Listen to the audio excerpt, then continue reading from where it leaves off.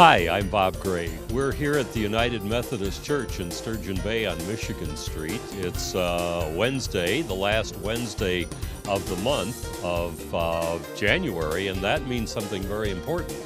We're with Ken Betcher. Ken, what does that mean? Well, for a long time it has meant that it's Lumberjack Supper night. And so we are here today to carry on a long tradition. 77th serving, we believe, of the Lumberjack Supper began back in 1935. And so as well as serving what we think is a great meal, we are also carrying on a great tradition. I know you weren't here in probably 1935, but who was? Do you know? And who got this whole thing started? The tradition is that it started with a gentleman called, his name was Cheeseman. And back in the 30s and the 40s, a lot of the men from Sturgeon Bay worked on the Great Lakes on ships. And so, January, February, probably already December that day, they were all home, and men had to find ways to have fun and get together. And so Mr. Cheeseman got churchmen together, and they did a lunch. And the lunch evolved into a church supper where, again, a lot of men participated. In fact, one of the early cooks for the Lumberjack Supper was a gentleman who cooked in a ship, on a ship in the Great Lakes. And so he took over at least the early cooking responsibility. How many people do you have working at this event? I don't even know, but Lots and lots and lots. I don't stop the count, but we have 10 teams in the dining room of probably 5 people each, so that's 50 people. We probably have 8 in the kitchen serving the food, putting it out. We have a coffee team in the back room here, and a pot washing team, and we have a dishwashing team, and we have a pie team, and we're looking at probably 70 to 80 people. And how many people come to this event? You've got a lot here, right? We have had as many as 825 that we have fed about 4 years or so ago, and probably the low is about 700 typically. That's a low, huh? That's the low in recent years. But I was looking at some files just in the past week, prepping some information, and now I'm going to have trouble quoting which year, but say back in 1950, and this is in the old church, they served like 598 people, and that had to be quite an operation to run that many people through the old church building. I have not been through that church, but I know it's a lot smaller than this one. Yes, and in fact, the Lumberjack Supper has part of its history is that because the men started this Lumberjack Supper and only had the back of the church sanctuary, you might say, to serve it in, which was their fellowship hall, they decided to build a basement under the old First Methodist Church. And so literally 100 men were rounded up to, with pick and shovel, dig out the basement under the old First Church to create a fellowship hall space that then they moved the Lumberjack Supper into. Wow. And that was back in 1949 they did that. And so right after that, this number of 598 I just quoted was like in 1950 or 51. So it enabled them to serve a lot of people. Mm-hmm. And that would even be a lot here. But we have the ability to seat 200 people at one time. And so we can do 3 to 4 servings, which gets us up into that 700 level. Yeah, and I noticed that it's always done family style. And so you get the people to come in and sit down at all the tables. And it seems like it takes a little bit at first. You get one table going, and then the next, and then the next, until you've got all 10 tables going. And boy, there's really some efficient service there. Well, we try to be efficient. It's important, and we found out, and with your help, because you're one of the team that brings people in, although technically we start at 4:30, we have people waiting in the church sanctuary from about 3:30 on to be served, and so we have decided to take them early and to get it going, which then saves us that drag or that bulge that we have later on in the evening. So last few years we've been quite efficient at getting people in fairly promptly. Yeah, it seems like it's gone faster in the last couple of years. Just by a 10-minute head start, it just reduces the bubble. It takes it out of there, and it's really nice. We're moving up in time a little bit now. We have Mel Hendricks with us. Mel was the former minister, and you came after Ken Betcher, right? That's right. I like your outfit. I think that is very distinguished. Well, I figure that we need to have a little class around this place, so I'm trying to add whatever I can to that. But So you're kind of the maitre d'. That's not a dentist in the background, by the I way. was wondering about that. Well, Say add some class to the place. yes. Ouch, boy, I can feel that already.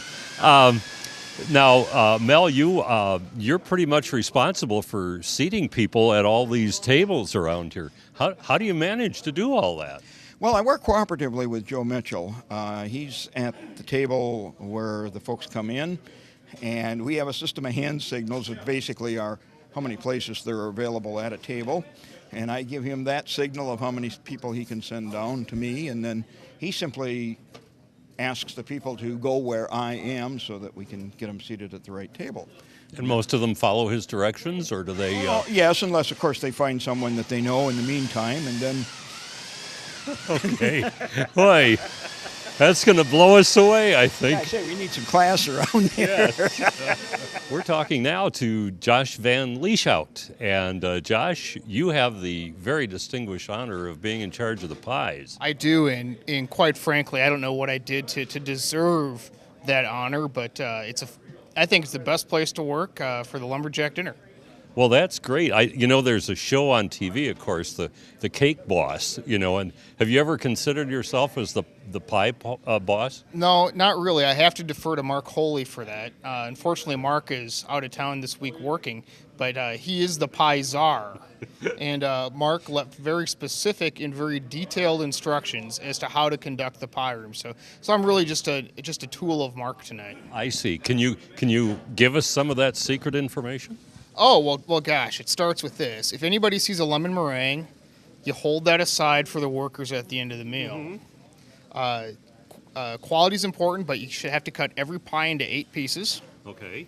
Always 8, not 6, not 9. Unless you're really, really hungry. Unless you're really, or if I suppose maybe it's a small pie. But Okay. Or it's a member of the staff. that's right. Because there are losses. Well, certainly. Every now and then something falls onto the table. A really good kind. That's right. The kind of losses that add pounds. Yes, but I'm sure none of them add any pounds. No.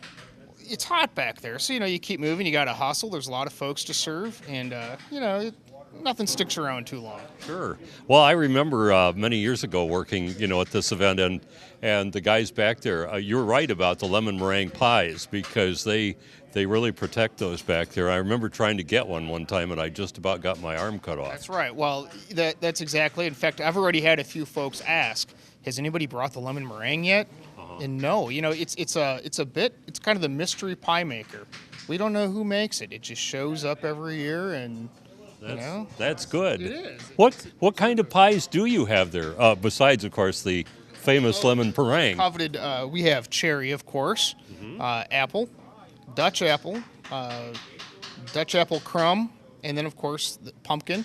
And there's a few pecan pies that those will get out, but there's not too many of those. So. Yeah. I figure if I can't get a lemon meringue, the pecan pies, those usually suffice. It's a pretty close second. Yeah. Don Heinrich is our next guest. Don, your official position is? Well, I guess it's master cook. I don't know. Wow. But, so everything pretty much goes through you, right? In the kitchen, yeah. Meat and the potatoes and everything that's cooked is beans and cabbage, and it's all prepared. And I have the men of the church do basically most of the work. I'm just kind of overlooking now. And I guess the reason I'm overlooker now is because I'm the same age as the Lumberjack. Okay. But I was not here with the first one. No? I was born in Milwaukee. Okay. So it was after 1935 sometime. We'll go that far. 34. Oh, okay. All right. I admit, I'm 77. Oh, okay. All right. But he was here about at the beginning, but wasn't here. yeah, I was born in Milwaukee, and I've been here now this is my 12th year of cooking in the kitchen. Oh, that's great. And I started out with Uncle Sam taught me how to cook. Well, I shouldn't say Uncle Sam taught me. My mother started it, and Uncle Sam finished it. Let's put it that way. That's good. When do you get started with this? Now, today's Wednesday. I mean, this is when we're doing it Wednesday night, but when do you really get started? On Monday morning, we have to get all the dishes and the roasters and all the equipment that we have stored away for the whole year, the pots and pans that are all stored out in the storage. Well, that has to be all hauled in, and things get to set up the things for the lumberjack. That's the day. That's Monday. Mm-hmm. And then Tuesday, the gentlemen all come in and peel potatoes and cut rutabaga and cabbage. And Tuesday morning, we cook the meat. We're here at 6 o'clock in the morning. Wow. Tuesday, and this morning I was here at 6 again to get the potatoes ready so they could be boiled. Now, I think the interesting thing here for people to know is that nothing is pre-cooked. I mean, nothing comes out of a box, right? No. The seasoning comes out of the box. No, the potatoes are fresh potatoes. The rutabagas are fresh. The cabbage is fresh. We buy it all up at Connolly Foods. It's all fresh. Does this remind you of your old military days of having to peel all those things? Well, yes. In a way it does. I was listening to, I set my clock radio for 5 o'clock in the morning so I can get here by 6. And the first morning it went off, it reminded me of being in the service because they played a Sousa March on the radio. The first Wasn't thing in the that morning. nice? Yeah, that was real nice of them. But that woke me up Tuesday morning, and today I got woke up the same way. Well, that's great. I remember, I think the accompaniment I used to face was garbage can covers coming together. Yeah. That also worked pretty well, but I like the Sousa March better. Yeah, well, that's woke me 2 days in a row, and I think that's about enough of the getting up that early. I usually get up by 6 anyway, but that extra hour, I think that extra hour really you get to sleep. Well, I can imagine. Well, how many, and you say you've been doing this for 12 years? This is my 12th. 12 years. That's a long time to be doing that. And I'm starting to break in some of the younger fellas that are just finally retiring in their 60s and younger than you are even. Oh yeah. We're getting these guys that are 60, 65 to start cooking and doing their thing. So maybe one of these days I can run around the dining room and play waiter. Well, our next guest, we're going through the lineup here of the former ministers. I don't know of anybody before that, but this is Joe Mitchell.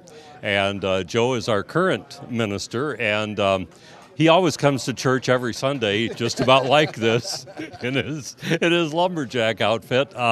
What is your job here, Joe? I know you're the minister, and that involves at least Sunday mornings. But what else? Not much. What else do you have to do with this event? Well, I'm really involved in kind of backstopping a whole number of other people to fill in here and there when others are a bit ragged and frayed and been pushed a bit hard.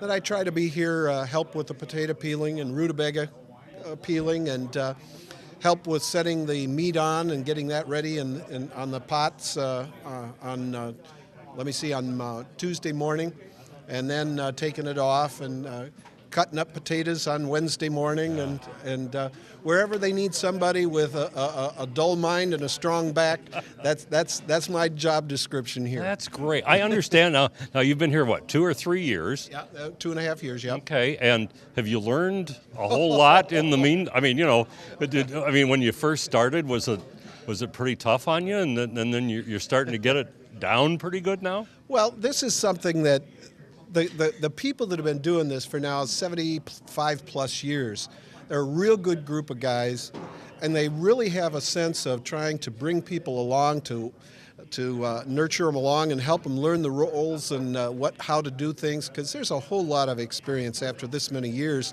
in putting this all together that I just kind of watch and listen and keep my mind open, my ears open, and say yes, sir, and roll with it. That's one of the great opportunities that people to kind of have to tell you once a week or once a year, actually, how to do things. Well, there's a whole lot of tradition in this, and there's real power. Very seriously, there's real power in the story of the men over the years putting this together, having a lot of good fellowship with it. And so there's a lot to be learned in the real soul of the guys of the church and the community that come together to do this dinner that's really a community dinner. I like to think of it as this is the dinner that helps us get through the rest of winter here in Sturgeon Bay. That when the winters get real long, this is the dinner. Yeah, it'll get you through the rest of winter with all the corned beef and the pork and the rutabagas and potatoes and all that. Yeah. Well, I think one thing that's kind of neat is, I've worked at this for a number of years too, but I think the kind of neat thing is you find different people from all walks of life that are here. I mean, you find people from different denominations, you find them from different places, you find them from anything from the clerk to the attorney to the housekeeper to the person who works in a restaurant and wants to come and see how we do it. Oh yeah, well yesterday, the other day, chopping up rutabagas, having a retired doctor making quips about having 10 fingers while he's chopping up rutabagas. It's pretty good. It's a good fellowship. We have a lot of fun, and no injuries yesterday or today. So far, we're doing real good putting this dinner together this year. Yes, I heard that new potato masher is really something.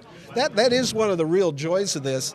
Good grief, how often do guys get to use power tools in making a meal for 800? It's kind of like Tim the Tool Man Taylor here. Hi, I'm Pat Judy. I'm a member of the United Methodist Men's Club, and I'm in charge of all the advertising and promotion, and I help with the tickets when people come in for the Lumberjack Supper every year. Well, I heard you the other day on the radio, and sounded great. Well, thank you. Now, you're in a band here, too, right? I play with a lot of different bands. I'm the original drummer for Big Mouth. I still play with the small groups, the 3 and the 4-piece, and I have 2 or 3 other bands, and I play with a group in Appleton called Swing Time Big Band, so I stay pretty busy. Well, I've seen you around a lot, and it seems like I see a band and I see a drummer, and I look, oh, there's Pat again. So you're doing pretty good. Well, Laddie's got a lot of me on video from all the different bands. My next door neighbor tells me he doesn't even hardly turn on the Sevastopol channel anymore because every time he turns it on, he sees his next door neighbor. He says, I can walk out my door and see you. I don't have to see you on TV. But it's really nice that Laddie does this, and he used to be commended for it. And we appreciate him being here again this year. I think the kind of neat thing about Laddie, and I'm going to give him a compliment here. I know he doesn't really deserve it, but sometimes I get so tired of so much other material that's on cable, and I will turn to about I'll turn to, of course, 986. 986, yes. And I also watch about 970 through about 2,000 or through 1,000. Now we should remind people that that's charter. It's on the charter cable. Correct. Yes. Okay. So if you don't have charter cable, you won't be able to see Laddie. Unfortunately, you won't. And you probably won't be seeing this if you don't have charter. Unless, of course, you're one of the 800 or so people that come here to eat. Then you'll be seeing it in person and partaking. You've been doing this a long time too, haven't you, Bob? Yeah, I have. I think the first year they let me actually serve food, and then they said, no, we're not going to let him do that again.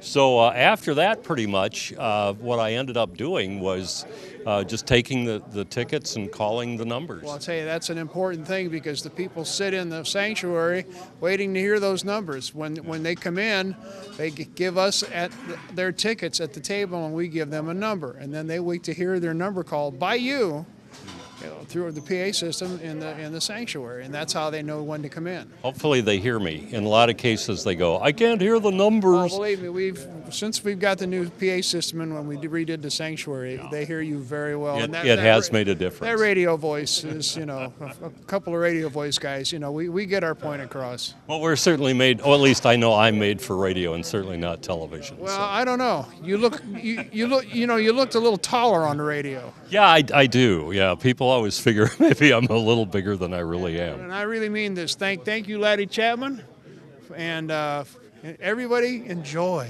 You bet. And we can hear that the potatoes are still getting mixed in the bunch there. Are you with Boy Scouts? I'm not in Boy Scouts anymore. I used to be. I'm just here because I'm in confirmation. Okay, and give us your name, please. I'm Brad Stokel. Okay, and your name? You obviously are in the Boy Scouts. Bailey Callan. Very good. And what do you guys do? And first of all, we need to know what pack you're with. 1022. Okay. And what do you guys do here? Do you work with the food, or are you mostly delivery, or? Delivery, we're waiters. What's your favorite part of being here? That we get to eat at the end. That's my favorite part too. I always like that part of it. Well, that's great. And do you guys both go to school here in Sturgeon Bay? I go to Sevastopol School. And you? I go to Southern Door. Southern Door. Okay. Well, that's great. You guys have come from a long way then, north and south, to come here and help us with this event. What's your favorite meal here that you like? You said that you liked eating at the end. I'd say the pumpkin pie.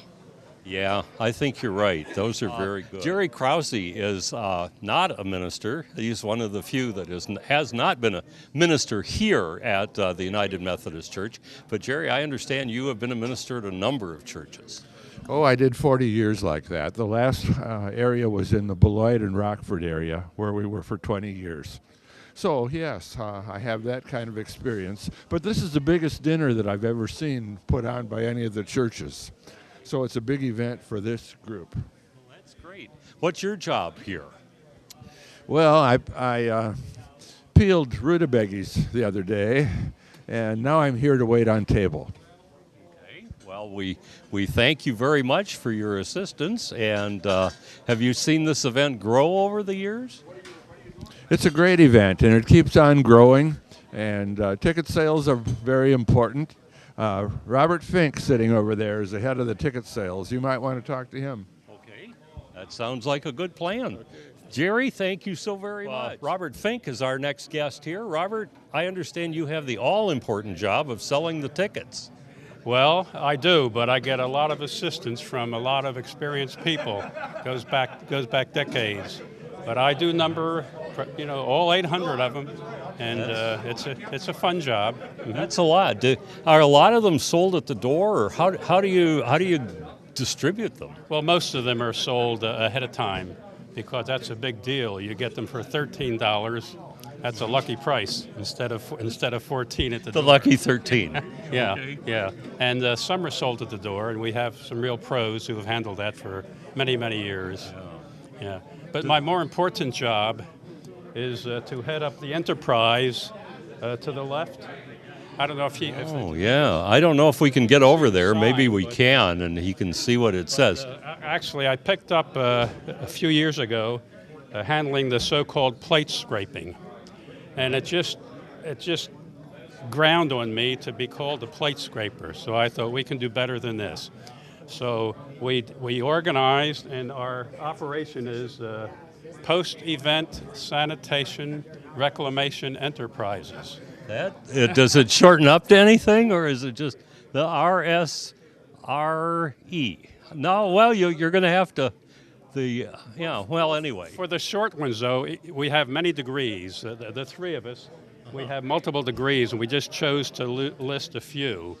And each of us has a PhD. We know what that stands for. What would that be for? Well, that's for the conventional doctorate degree. I see. Okay, I thought maybe it had a special engineering degree with that. Someone had desecrated it by saying it was like piled high and deep. I see.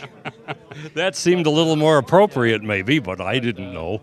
But TPC is another title, and that's Top Plate Connoisseur. I see. And ATPC, Assistant Top Plate Connoisseur. And I'm the last there.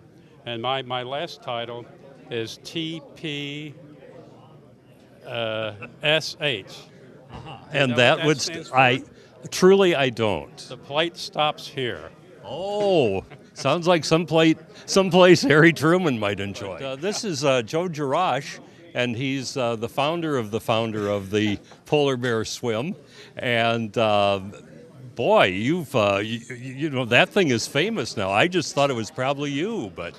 No, it was my son, JR. And tonight we switched to a different venue, from outdoors on the beach to indoors, serving hundreds of folks this wonderful lumberjack dinner. That's great. Have you ever done the polar bear plunge? Have you done that? Oh yeah, this was my 19th year doing. Oh, has he ever done it? That's a good question. I've been in the water a few times. I guess so. Gosh, and your other son John, he does a lot of things for the. John is with the Door County Visitor Bureau. He's the public relations director, and right now he's enjoying his second week of fatherhood. They just had their first child a couple weeks ago, a little baby girl named Madeline. That's wonderful. And I watch him on TV a lot, and he clicks his fingers, and then he just disappears, which I don't think I can do that. But I've tried it myself. All I've got is a sore finger. yeah, I know how that is. But gosh, well, it's so nice to have you. What do you do here? I mean, what's your job? What I am, my responsibilities here, I'm a table captain, which means I'm in charge of about 4 or 5 gentlemen and some scouts, making sure we get the food to the 2 tables that we're in charge of, and when folks need seconds, to make sure that we get them so that we send these folks away full, fat, and satisfied. Mm-hmm. I've never seen anybody leave here hungry. No, I haven't either. And it's such a great meal, and there's such a nice camaraderie. I was asked to be a volunteer a few years ago. I'm not part of the Methodist Church, so I always jokingly say for one day I have to learn how to act Methodist, because normally I'm Catholic. But I just love the camaraderie here. I love meeting with the people, and I was just renewing some old acquaintances. This is something that I truly enjoy and look forward to helping out every year. So we could kind of call it our ecumenical dinner. Yeah, very good way to put it. Very good way to put it.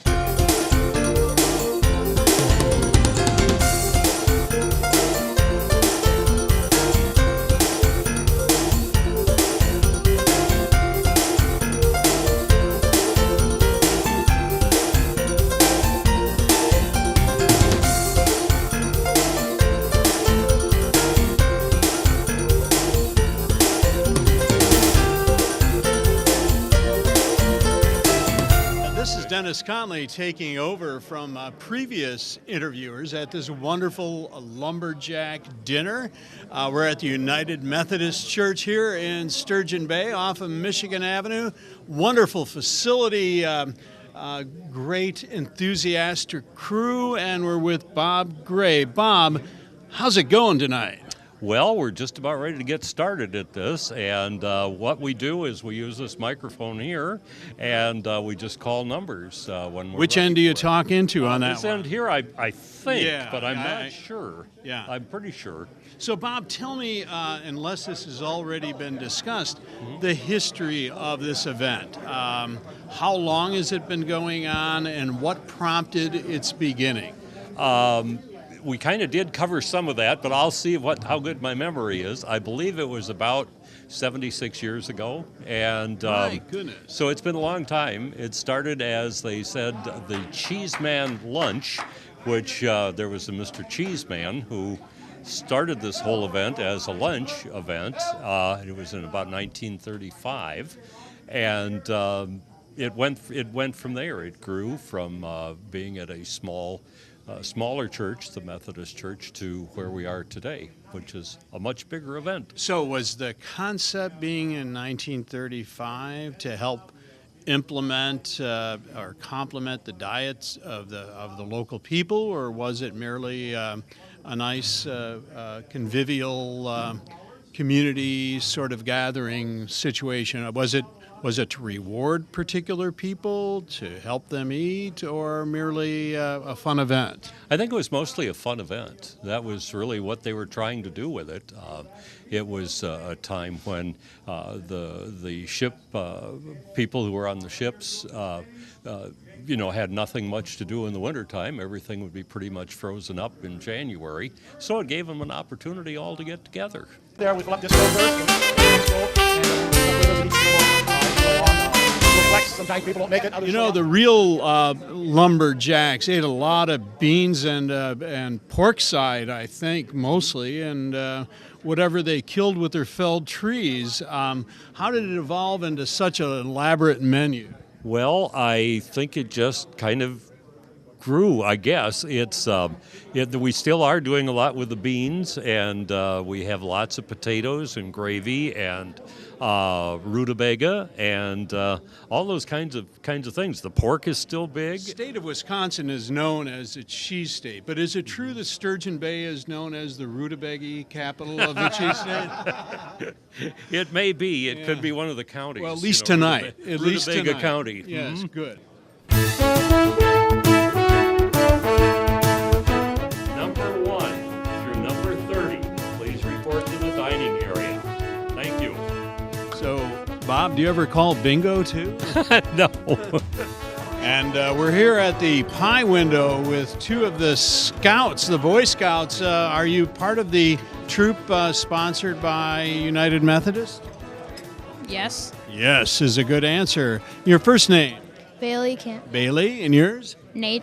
Nate. And so what is your function here at the Lumberjack dinner? Basically, we have to serve, then we get the leftovers. Leftovers are always good at my house. At yours as well? Yes. Excellent. Certainly here. Yep. Do you guys have your eye on any particular kind of pie? Pumpkin.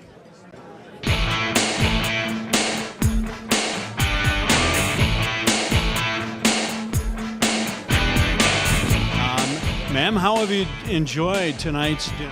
Oh, I've enjoyed it every year for about. And how frequently have you come, and what kind of history do you have with it? Well, I've been coming since we moved back here in 1978. My goodness, when the original Lumberjacks were waiting outside, and has the food been progressively wonderful?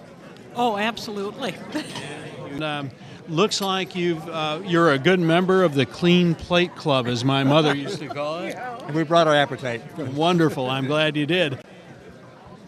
Good evening, and as part of our continued saga covering this wonderful event, we have 2 Packer fans over here. And do you think if the Packers would have had a great meal like this, things would have turned out a little bit differently?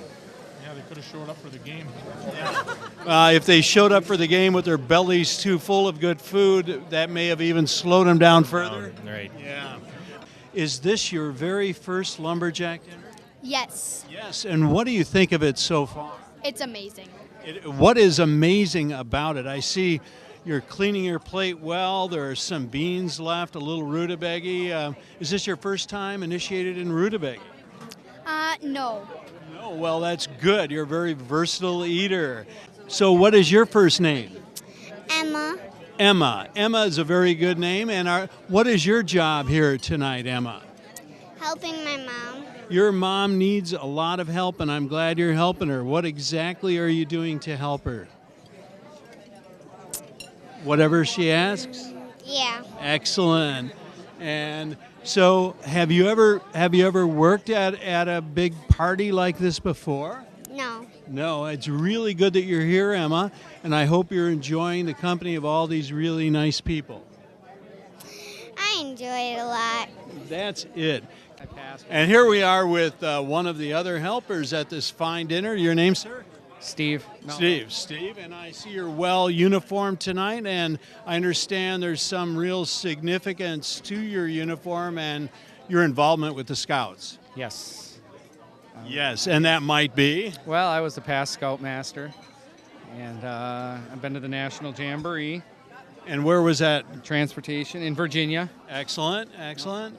I have fond memories of the Scouts, and I really thank you for doing all you have done. You're welcome. So what is your function tonight besides helping the current Scoutmaster? Well, tonight I'm handling the corned beef and the pork.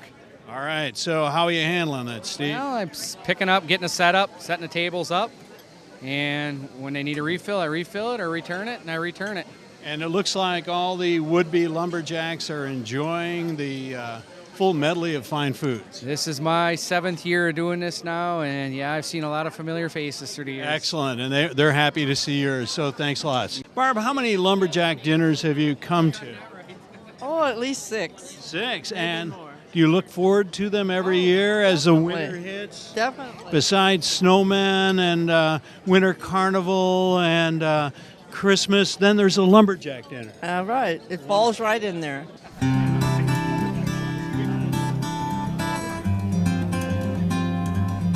How often have you come to the lumberjack? Is this your first or? A lot. A lot. Whole life? Her whole life, which is about 10 years? Yeah. Am I a good guesser or what? Yeah. Whole life. You want to do that guess too? On 34, what a young grandmother. And at this 75th, I believe, lumberjack dinner, the hall is full. People's bellies are full. They're full of good cheer for each other. They're enjoying this cold Sturgeon Bay night in the warm reception of the United Methodist Church 2012. Wonderful food was presented, great value, and wonderful camaraderie. Let's see you next year at the Lumberjack Dinner at the United Methodist.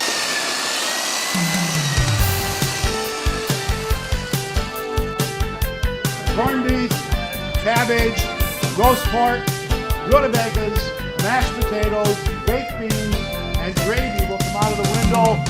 Applesauce, bread, butter is on the table.